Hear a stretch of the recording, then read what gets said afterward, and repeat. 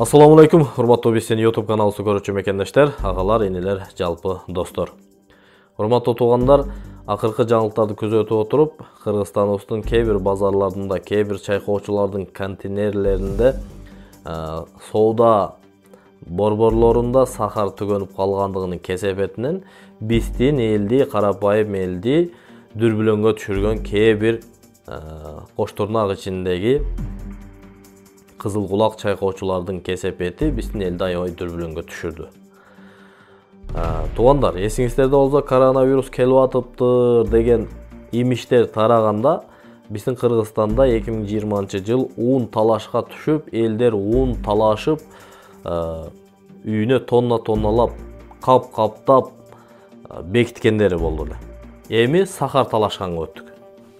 Ушул сахарлардын, ушул продуктылардын кымбатташтыгы, продуктолорго болгон баалардын көтөрүлүштүгү, бензин маселелери көтөрүлүп аткандыгы кайсы блогер чыгып айтып атат туугандар. Ошону биз көтөрүп атабыз. Туура түшүнүп, туура кабыл алып башка бир туугандар менен бөлүшүүнү унутпаңыздар туугандар. Кечирип коесуздар урматтуу көрүүчүлөр, урматтуу менин көрөрман мекендешим, бир тууганым. Биз баарыбыз бир элбиз. Туура кабыл аласыздар деген түшүнүктөмүн.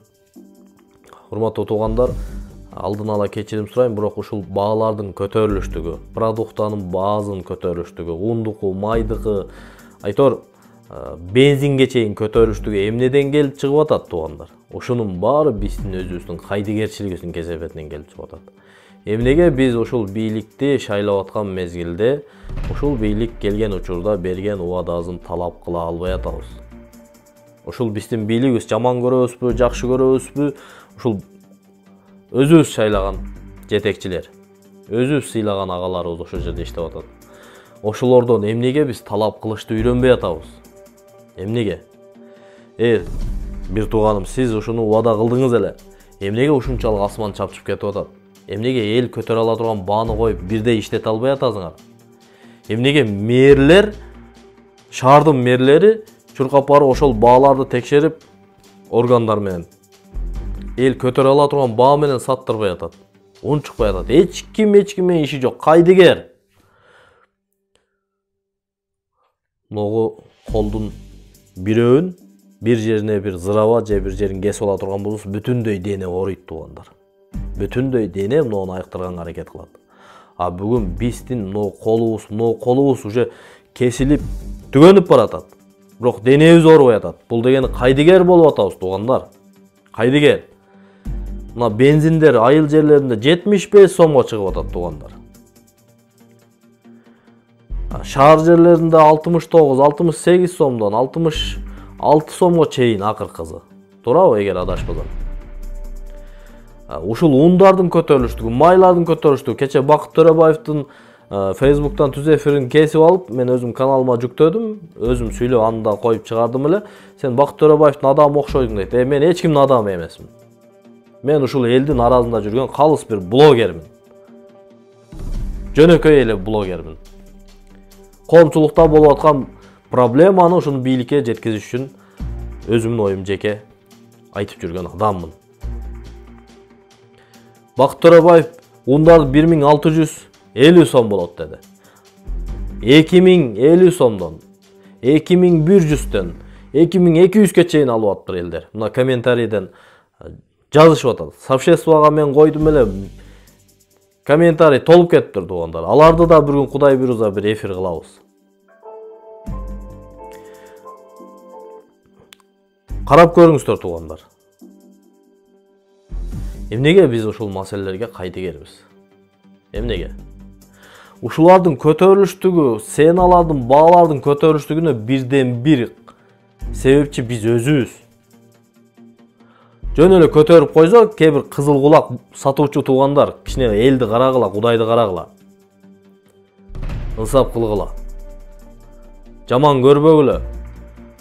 Ошо силердин араңарда бизге ошогон биз жөнөкөй элдер, колунда жоктор, чөнтөгүндө акчасы жоктор жашап атат. Ундарды 1650 болот деди. Майларды 650 сомдон болот деди.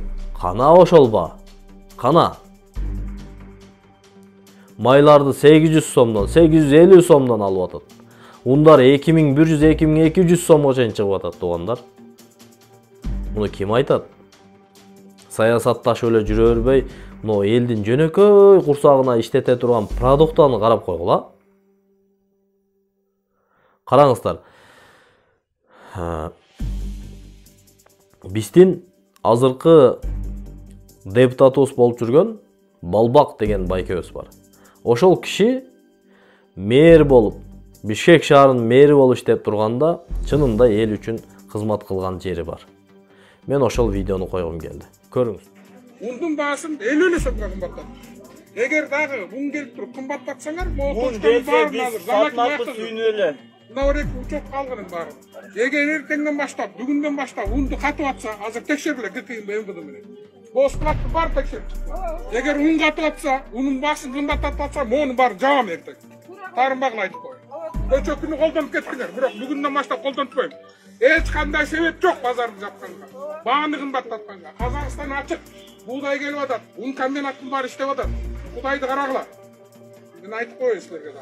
Эгер бүгүн бүт текшерип, ичинин баарында ундарды запаска кармап, 2000 сомго, 1900 сомго чыгарып атса, бүт баарыңар жазаңарды аласың. Мына көрүңүздөр туугандар. Балбак байкебиз мэр, шаардын мэри болуп турганда, сатуучуларга барып өзүнүн элге болгон күйгөн атаулдук милдетин аткарган жери бар. Мен ушуну койдум.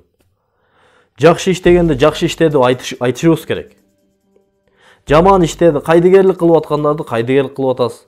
Ойгонуң бир аз эл үчүн иштеп коюң деп айтышыбыз керек анда.